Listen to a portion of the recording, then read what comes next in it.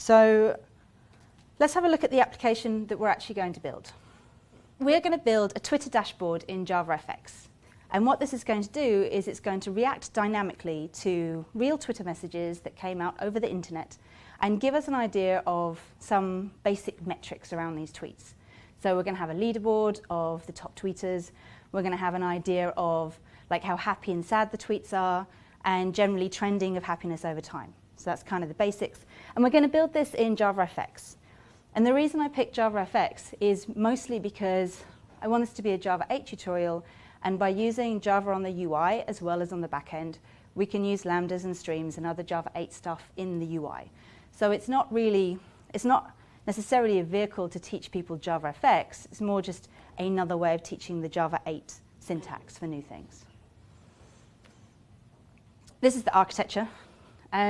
We're going to build this up gradually, so there's no need to necessarily look at this and grok it straight away, okay?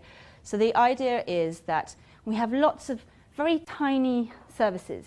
One might even call them microservices, but one might not, because we're not necessarily going to talk about microservices in detail. But what we are going to do is show how to use Java to build discrete individual services and use them to feed the UI.